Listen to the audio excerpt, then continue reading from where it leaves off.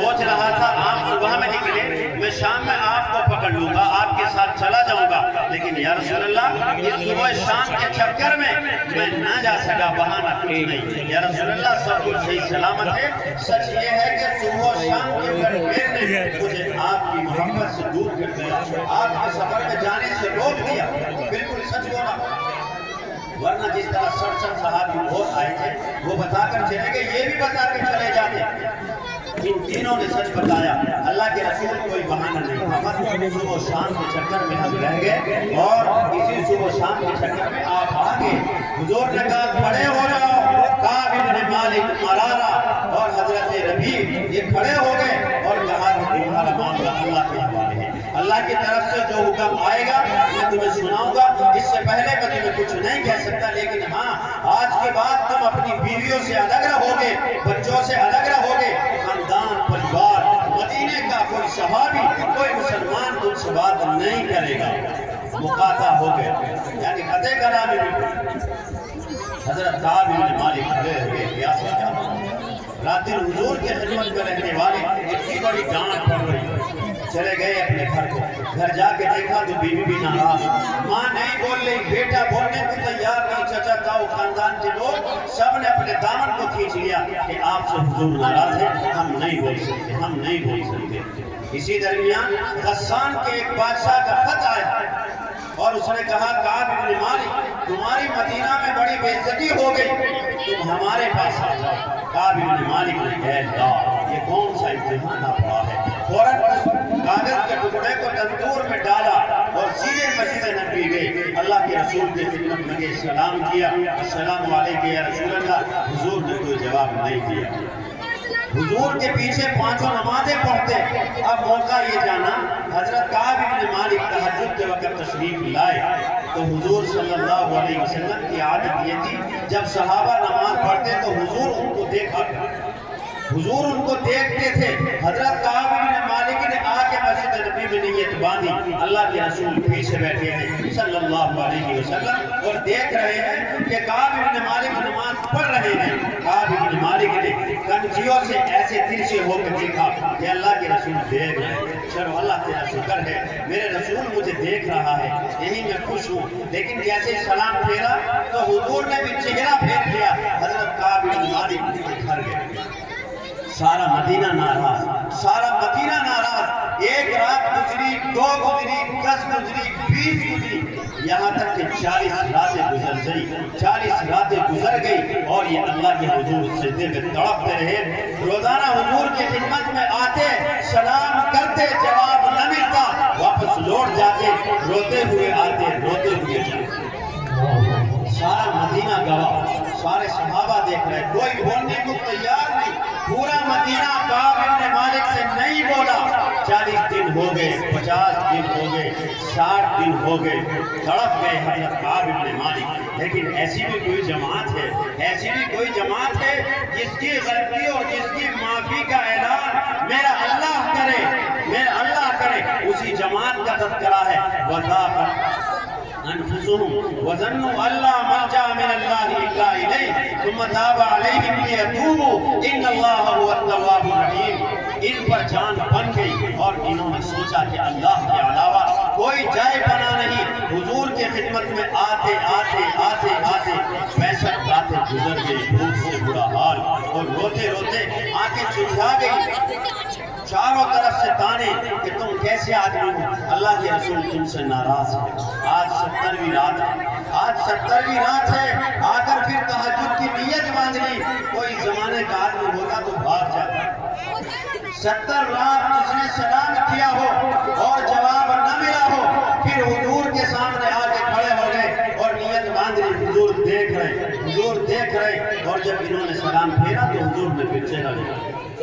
70 راتوں تک حضور کو منایا حضرت کعب بن مالک نے، اور اللہ کے سامنے تڑپتے رہے۔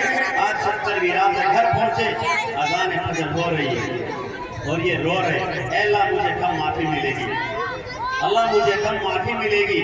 بس ایک پہاڑی کے دامن سے آواز سنی، اے کعب بن مالک طوبیٰ لکم بشریٰ لکم، اے کعب بن مالک تمہارے لیے بشارت ہو، مبارک ہو، کوئی آواز دینے والا آواز دے رہا ہے۔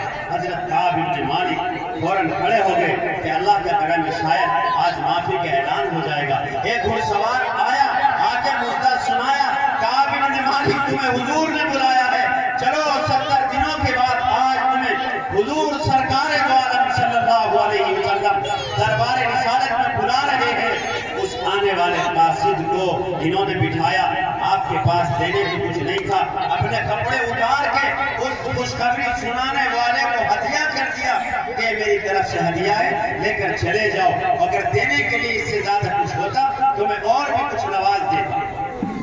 گئے سیدھے حضور کی مجلس میں گئے، جا کے کہا السلام علیکم یا رسول اللہ۔ حضور کھڑے ہو گئے، سارے صحابہ کھڑے ہیں، ابو بکر عمر کھڑے ہیں، عثمان و علی کھڑے ہیں، طلحہ و زبیر کھڑے ہیں۔ حضور نے کہا میرا کام آ رہا ہے، یہ وہ ہے اس نے 70 دنوں سے اللہ سے لو لگائی، اللہ سے معافی مانگی ہے، اللہ نے ان کی معافی کا اعلان قرآن میں کیا ہے اور قیامت تک کے لیے کیا ہے۔ سب کھڑے ہو کے میرے کام کا استقبال کرے۔ سارے صحابہ کھڑے ہوئے، کعب بن مالک کو گلے لگایا۔ حضور نے جب گلے لگایا تو کعب بن مالک رو پڑے، یا رسول اللہ 70 دنوں کے بعد آپ کے زبان مبارک کو سن رہا ہوں، اللہ کے رسول 70 دنوں کے بعد آج آپ نے گلے سے لگایا، میرے ماں باپ آپ پر قربان، میرے ماں باپ آپ پر قربان یا رسول اللہ۔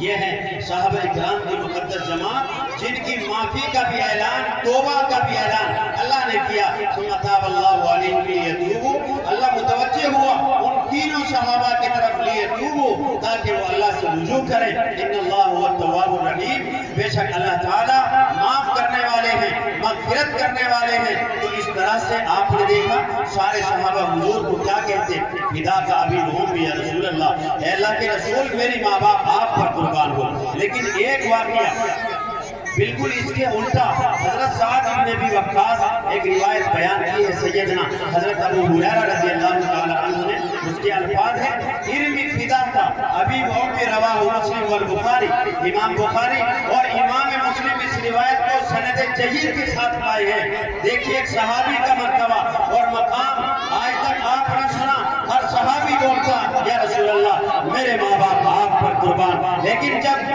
غزوہ احد کا موقع ہے، 70 صحابہ شہید ہو رہے، حضور کے چچا بھی شہید ہو رہے، تو ایسے عالم میں حضور کے دندان مبارک بھی شہید ہو رہے، حضور کا رخسار مبارک زخمی ہو گیا ہے۔ سعد بن ابی وقاص سامنے آ کے کھڑے ہو گئے، بہت سارے تیر لے رہے، سرکش لے رہے اور بہت سارے تیر چلا رہے۔ اللہ کے رسول صلی اللہ علیہ وسلم نے فرمایا سعد میرے قریب ہو جاؤ، سعد بن ابی وقاص میرے قریب ہو جاؤ، اور یہ فرمایا ارمی فدا کا ابی و امی یا سعد، اے سعد تجھ پر میرے ماں باپ قربان ہو، تم تیر چلاؤ۔ نبی پاک صلی اللہ علیہ وسلم نے اپنے صحابی کے لیے کیا بولا، اے سعد تجھ پر میرے ماں باپ قربان ہو۔ نبی پاک صلی اللہ علیہ وسلم کو کتنی محبت حضرات صحابہ اکرام رضوان اللہ تعالی علیہم اجمعین سے ہے۔ میرے بھائی آج کی مجلس بڑی متبرک مجلس ہے، بس ایک چھوٹا سا مسئلہ اور یہ دیتا ہوں، بات ہمارے مہمان مکرم تشریف فرما ہے۔ عزیز طلبہ اور نوجوان ساتھیوں، ہم لوگ وضو کرتے ہیں اور کبھی کبھی پانی نہیں ہوتا ہے تو تیمم بھی کر لیتے ہیں۔ تیمم کا پس منظر کیا ہے، امت محمدیہ کو کیسے ملا، اس کا شان نزول اور اس کا اصل مرجع کیا ہے۔ نبی پاک صلی اللہ علیہ وسلم غزوہ بنو مستلق سے لوٹ رہے ہیں، سیدنا حضرت عائشہ میری ماں، ایک مسلمان کی ماں بھی ساتھ میں ہے، حضرت عائشہ صدیقہ رضی اللہ تعالی عنہ ہم سب کی ماں ہے، سارے مسلمانوں کی ماں ہے، جو نہ مانے وہ دائرہ اسلام سے باہر ہے۔ ساتھ میں ہے، قضاء حاجت کے لیے تشریف لے گئی تو آپ کا ہار گم ہو گیا۔ جب ہار گم ہو گیا اتنے میں قافلہ چل نکلا، پیچھے سے صفوان ابن معطل آئے، حضرت عائشہ کو ساتھ لیا اور حضور کے قافلے کے قریب کر دیا، لیکن آگے قافلہ جا کے رک گیا۔ حضور بھی موجود، شیخین کریمین بھی موجود، اجیلا صحابہ سارے صحابہ موجود۔ نماز کا وقت ہوا چاہتا ہے، حضرت بلال نے اذان پڑھی، اذان بلال جو آج بھی ہماری مسجدوں میں ہوئی، سیدنا حضرت بلال رضی اللہ تعالیٰ نے اذان پڑھ دی۔ صحابہ اکرام کہہ رہے یا رسول اللہ وضو کے لیے پانی نہیں ہے، اللہ کے رسول قافلہ آگے بڑھایا جائے تو کہیں پانی ملے گا، ہم نماز پڑھیں گے۔ اللہ کے رسول خاموش پڑے ہیں، کوئی جواب نہیں دیا جا رہا۔ صحابہ کہہ رہے یا رسول اللہ اذان ہو چکی ہے، اللہ کے پیغمبر آپ اجازت دے تو تھوڑا قافلہ آگے بڑھائیں۔ اللہ عنہ اپنا حال ڈھونڈنے میں دیر ہوئی، حضرت صفوان ابن معطل ان کو لے کے آ رہے، حضور انتظار میں کھڑے۔ کیسی چہیتی بیوی ہے، کیسی لاڈلی بیوی ہے، ہماری ماں کا مقام کتنا بلند بالا ہے۔ اللہ کا پیغمبر انتظار میں کھڑا ہے، سارے صحابہ استقبال میں کھڑے ہیں، اذان ہو گئی ہے، نماز کے لیے پانی نہیں ہے، اللہ کا عرش ہل رہا ہے۔ اللہ کہتا ہے جبرائیل ذرا ادھر آؤ، دیکھو وہ عائشہ جس کی تصویر تم نے جا کے میرے لاڈلے پیغمبر کو دکھائی تھی، اس ریشم کے کپڑے میں یاد ہے؟ کہاں اللہ یاد ہے مجھے، جاؤ۔ اس عائشہ کا ہار گم ہو گیا ہے اور نبی پاک صلی اللہ علیہ وسلم انتظار میں کھڑے ہیں، ہار نہیں مل رہا ہے، اذان ہو چکی ہے، نماز پڑھ لی ہے، وضو کے لیے پانی نہیں ہے۔ اللہ میں کیا کروں؟ جبرائیل دوڑ کے جا، جبرائیل دوڑ کے جا۔ اس امہات المومنین کا مرتبہ یہ ہے سارے کہ نبی پاک صلی اللہ علیہ وسلم سے جا کے کہو، یہ اعلان کر دو جس کے پاس پانی نہیں ہے نہ ہو تیمم کرو نماز۔ تیمم کا اعلان کہاں ہوا؟ غزوہ بنو مستلق سے واپسی میں ہو رہا ہے، حضرت عائشہ کی دیری کی وجہ سے ہو رہا ہے۔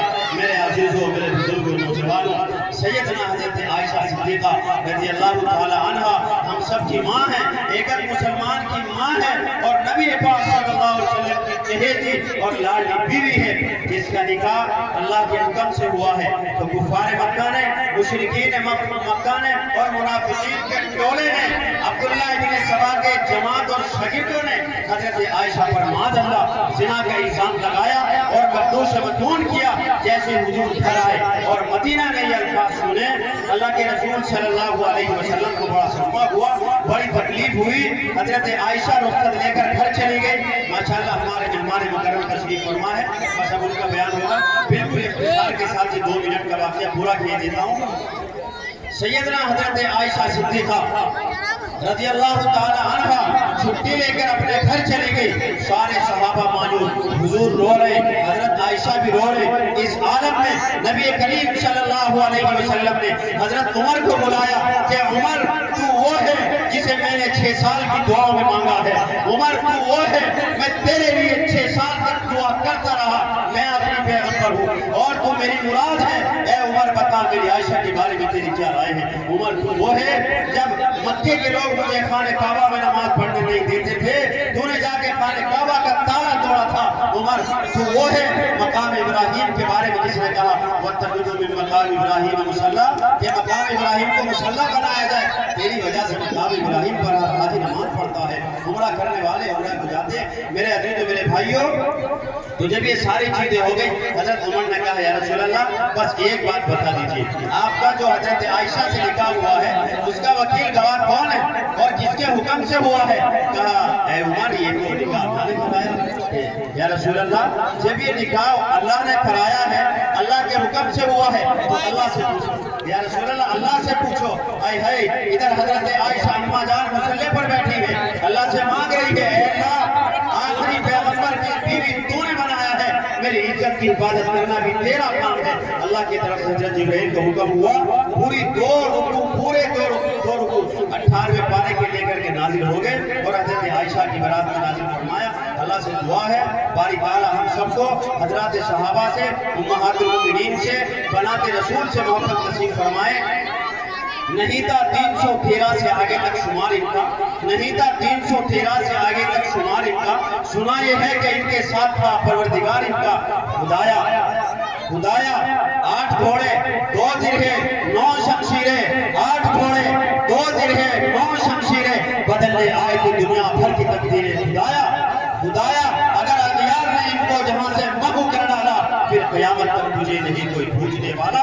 یہ وہ مخلص ہے جن کی خدمت خالق کو بھائی ہے، یہ وہ مومن ہے جن کی شان میں آیات آئی ہے۔ میرے بھائیوں، میرے عزیزوں، آج کی ہماری اس مجلس کے دلہ ہم سب کے دلوں کی دھڑکن حضرت علامہ مولانا مولانا انصار صاحب مدد اللہ تشریف فرما ہے، انشاءاللہ اب ان کا بیان ہوگا۔